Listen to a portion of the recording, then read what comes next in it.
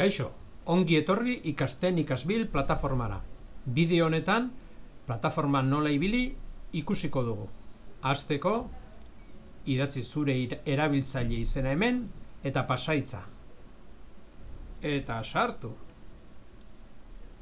Ikasle honek bi talde ditu. Hemen agertzen dira. Euskara munduan NT, Euskara munduan NT bat B. Guk NT bat A aukeratuko dugu. Aukeratu, eta kurtsoan sartzen gara. Hemen daude Rio Kuartoko ikasle, barnetiko ikasleak, kurtsoaren izena, eta kurtsoa pantailaren erdian dago. Eta hasieran komunikaziorako eta kontsultarako tresnak ditugu. Komunikaziorako tresnak batez ere foroak eta blogak dira. Bi foro daude, azken berriak, hemen eta hemen goran. Hau, iragarki taula edo tablon de anuncios moduko bat da. Tutoreak, kasu honetan nik, idazten dut eta denok irakurtzen dugu nire mezua. Bigarren foroa, albisteak eta gure gauzak, publikoa da.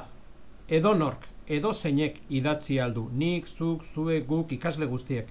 Eta hori erabiliko dugu aktualidadeko kontuak kontatzeko, informazioa emateko, bitxikeriak idazteko, ez da lotuta egongo kurtsoko aktibidadearekin, librea da. Eta gero ditugu blogak, barnetegietako blogak, eta kurtsoan zehar egiten ditugun lanekin elikatutako, osatutako blogak, adibidez, nazioarteko euskaldunak. Eta hemen daude, barkatu, guk egin ditugun lanak, biografiak, Silvestre, Diana Spencer, Perón, guk egin ditugun lanak.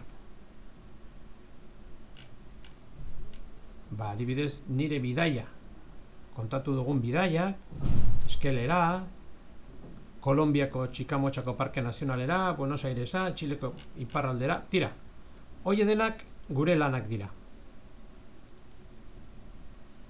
Beraz, komunikaziorako foroak eta blogak. Kontsultarako ditugu glosategia, hau da, kurtsoko glosarioa, sarrerak denok egin alditugu, eta ikusten duzu oso erreza da, sarrera gehitu, jartzen dugu hitza, eta gaztelaniaz nola den. Eta gero, hitz hauek kurtsoan beti agertuko zaizkigu, adibidez, etorkizuna. Eta gure sarrera agertzen da, etorkizuna, futuro. Beste kontsulta tresna bada, transkripzioak. Hemen daude denak batera, hauek normalean agertzen zaizkigu gure grabazioekin. Adibidez, zer egingo duzu entzumena. Entzungai badago, eta transkripzioa ere hor egongo da. Ikusten duzu? Ondo da. Azkenik, beste link ditugu, bat da Santurtziko Udal Euskaltegiko webera, hemen gramatika azalpenak daude eta ariketak, eta azkenik Kerman mintzalagun bila telebista saiorako linka. Hor ere bideoak eta ariketa daude. Bueno, iritsi gara gure saiora. Kurtso honetan 11. saiotik hasiko gara adibidez. Hementxe duzu izenburua, titulua eta azalpena zer egingo dugun. Eta ondoren saio osoa. Zuen konpromesua 3 ordukoa da. Saio honetan 3 ordu baino gehiago dago. Zergatik, denok ikasteko estrategia eta sistema desberdinak ditugulako. Batzuei entzutea gustatzen zaie, bestei irakurtzea. Bueno, hemen ikasi ahal duzue nahi duzuen bezala. Bakoitzak bere estrategia, bere modua erabiliz. Ez da beharrezkoa dena egitea. Orduan, online lan egin nahi baduzue, ariketa guztiak online daude. Adibidez, hementxe bideo bat ikusi, eta gero egiala gezurra ariketak. Ez dakit. Testu bat osatu. Hemen dauzkagu testu bat, eta utxuneak daude, utxune horiek bete beharko ditugu. ariketa guztiak online egin aldira. Esan dute, ez da derrigorrezkoa denak egitea. Hori bai, komeni da, saio batean audiorik entzunez baduzue, urrengoan entzutea. Edo saio batean irakurri ez baduzue, urrengo saioan irakurtzea. Prozesuak izan behar du orekatua, ekilibratua. Bueno, orduan, online lan egiten baduzue, segidan daude ariketak, posible da nahi duzen ordenean egitea, eta offline lan egin nahi baduzue, saioa inprimitzeko PDF-a deskargatu behar duzue. Eta hemen saio osoa duzue PDF batean, eta bueno, gero paperean egiteko. Offline lan egiten baduzue paperean, interesgarria da erantzunak ere deskargatzea. Hemen daude saio honetakoak, erantzunak eta transkripzioak. Azkenik, saioa bukatzeko, epea bukatu baino lehen irakasleari bidaliko diozue azken lana. Azken lana da tarea final, horrelako zerbait. Horretarako, azken lanera joan, hemen jartzen du noiztik dagoen prest, eta noizko egin behar den, kasu honetan astearte 29, azken lana klik egin, deskargatu, gorde, hoberena da horretarako karpeta bat irekitzea, eta txukun gorde eta izena jartzea, eta Word dokumentu bat da. Bueno, ariketak egiteko, adibidez, el libro lo he comprado yo, liburua nik erosi dut. Vale. Deklinabidea datorren astean.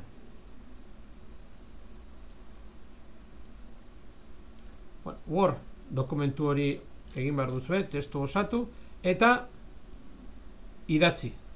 Saio guztiek izango dute ariketa bat idazteko. Bueno, dan egin eta gero, kaixo Felipe, oso ondo nago, aurten zer gertatuko da, gorde, eta zer egin behar duzuen? Irakasleari bidali. Irakasleari bidaltzeko, azken lanean, azpian badago hemen tresna hau, euskeraz arakatu jartzen du, erderaz ez dakit.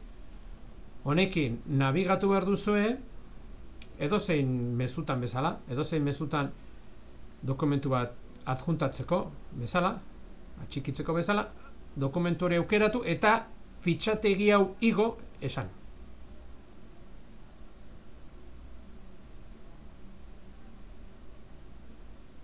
Venga, denbora pixka pasatzen du, maizpideko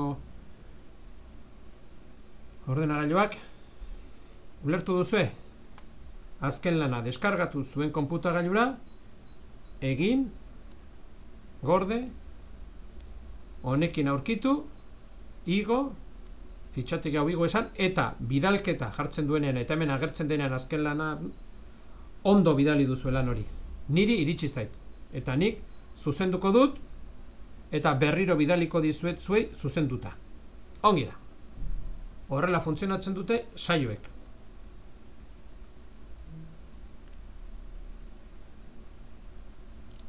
Bueno, orain beste trikimailu txiki bat. Konturatu zarete nire pantailan saio bakarra, saio bat bakarrik ikusten dela. Bueno, hemen aukeratzen badut, saio guztiak agertuko dira. Batzuk orainez nik izkutatu ditudalako, baina ikusten duzue, badago hemen, 1, 2, 3, 4, 5, 6, 7, 8, 9, 10, 11, 12, saio guztiak segidan daude. Orduan berriro, lehi honetan izten baduzue, jartzen du, erakutsi soilik 11. gaia. Ikusiko dugu 11. gaia bakarrik. Nire ustez, hobe da gai bat bakarrik ikustea. Errezago nabigatzen da plataforman. Horrela bazaudete, posible da beste gaietara joatea, hemen bean dagoen tresna batekin, ona joan tresna honekin. Hemen aukeratzen duzu eta nabigadore badago. Eta orduan adibidez, 12. ikasgaira joan nahi badut, tak, 12 aukeratu, eta orduan hemen ikusiko dut 12. bakarrik. 11. joan nahi dut, hemen 11 aukeratu, eta 11. bakarrik ikusiko dugu. Horixe da, guztia. Gero, nahi baduzue beste datu interesgarri bat, Pantailaren ezkerrean partaideak gaude, kurtsoan parte hartzen ari garen guztiak, eta hemen norbait aukeratzen badugu, adibidez, Paulina, ikusiko dugu bere argazkia, bere profila, eta posible izango dugu mezua bidaltzea. Adibidez, hemen. Jesus. Kaixo, Paulina. Zer moduz? Ni oso ondo. Agur.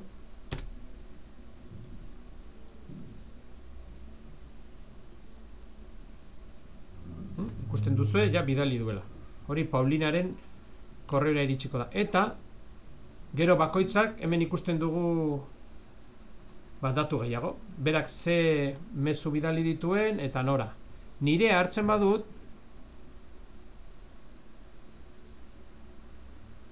hemen kasu honetan tutorean dena ezin dute zer egin, baina hau hartzen badut, beste Jon Urdangarin eskutua, hemen posible dut nire profila editatzea, hemen datu gehiago jarri aldut, kaixo, jo naiz Lazkaokoa ikasle eta espiolenak egiten ditut hemen, bueno. Ezta?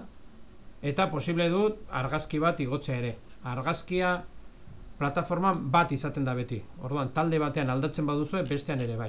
Bueno, baina hori, pixkanaka ikasiko dugu. Oraingoz, importanteena da, kurtsoan sartzen zaretenean, hemen dagoela sarreran tresna komun batzuk, eta gero ikasgaia. Kasu honetan, 11. Ikasgaia online egin daiteke, edo offline. Ikasgaia normalean luzea dira, aukeratu zer material egin. Eta, azken lana, irakasleari bidali. Bueno, animo eta laster arte. Zalantzari baduzue, galdetu lasai. Agur!